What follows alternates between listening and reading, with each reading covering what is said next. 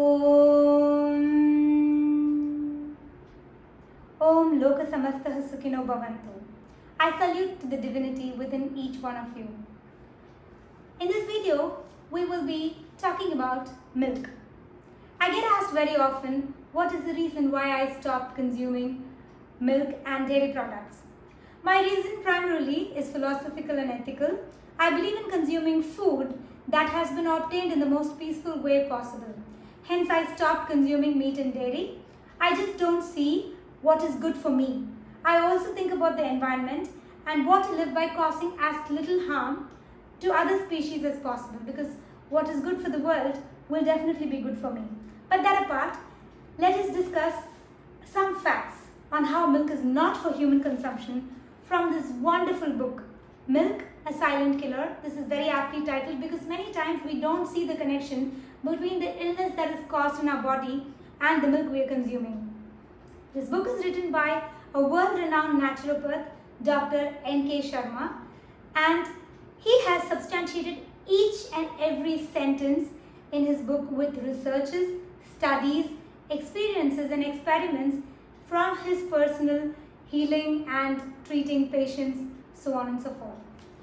The most striking feature of this book is the foreword is written by Dr. B.M. Hegde, who is a world-renowned cardiologist, Padma Bhushan awardee.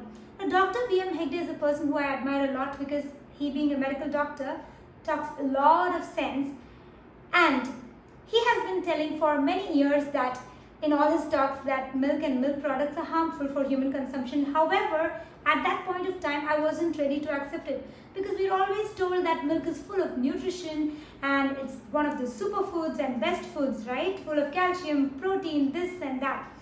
So it's only much later, after my extensive research and reading this book, that I came to the conclusion that milk is not an ideal food for human consumption. So the opinions that are stated in this video are strictly mine, and you have to draw your own conclusions by experimenting, reading and researching. In the olden days, milk was ideally used for medicinal purposes and to feed a newborn infant if and only if the mother is not alive and there is no other mother who is breastfeeding and who can provide milk for the baby. Only then cow's milk was used as a substitute. But today that substitute has become a part of our main diet. First and foremost, the most important reason why we should not be consuming milk as per this book is we do not produce any enzyme to digest milk after we wean from our mother's milk. So around the age of 4, the enzymes required to digest milk stops being produced in the human body. So it causes a huge burden on our digestive system, putrefaction, coagulation, and makes a fertile plain for many diseases to be formed in the human body. According to nature, no mammal, after it weans from its mother's milk, even turns and looks at milk. It does not consume milk except for human beings. So the next question is, what about calcium? What about protein? What about vitamin this? What about vitamin that? We have to understand that every mammal's milk is designed especially for that mammal's offspring. Human milk is perfect for human babies. Cow's milk is perfect for the calf. The calcium present in the cow's milk is perfect for the calf's growth. Similarly, the protein. Calf doubles its weight in 47 days, whereas a human baby doubles its weight in 180 days.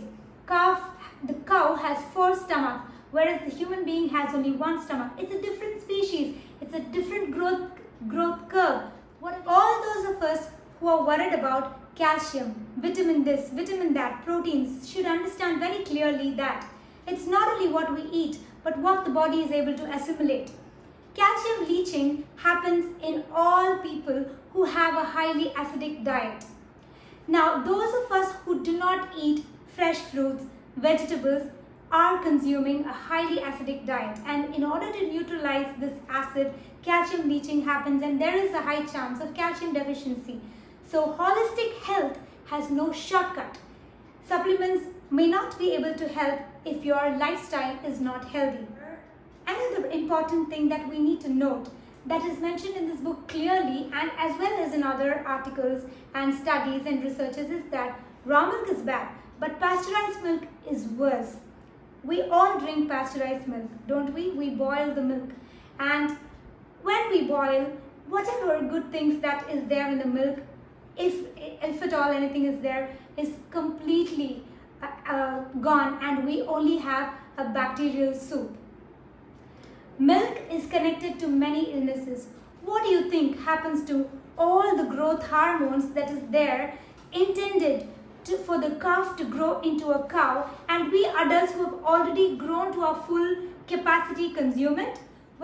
Milk is connected to many diseases that mankind suffers today, from cancer, type 1 diabetes in small kids and adults, heart problems, dental decay, eye problems, hearing, and many more. If milk was such a superfood, ideal food, awesome food, healthy food, why would we be suffering from so many diseases? Livestock raising, whether as a family operation or large factory farms, is a water-intensive business. Each day a dairy cow eats up to 70 pounds of food that requires water to grow, and drinks around 30 gallons of water. As we sow, so shall we reap. We have come a long way from being a caveman till now, and we have a moral responsibility to make sure that what we eat does not only do good for us, but also for the universe and the environment. How can a food which has its energy contaminated, which has violence, which has torture, nourish our soul? We must read Torturing Cattle for Extra Milk and go into how a cow is tortured in order to get milk from it.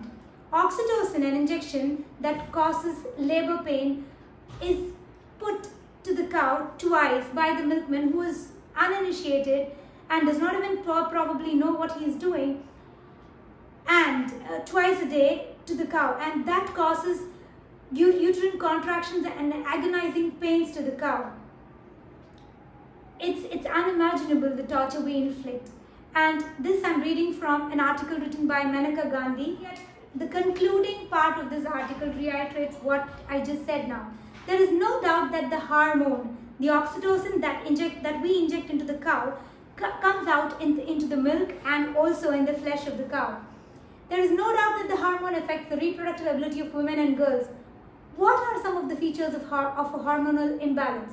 Formation of breasts early menstruation, erratic periods, hair on the face, impaired eyesight and hearing, which our generation is suffering now. My dear friends, as we sow, so shall we reap. It does not matter what minerals, what vitamins, whatever is there in a particular food. If the energy of the food is contaminated, I believe that our body will not be able to benefit from eating that food. Don't believe what I say. Buy this book, read it. Also, go ahead, do your research and check the information that is given in this book. Listen to other scholars and come to your own conclusion.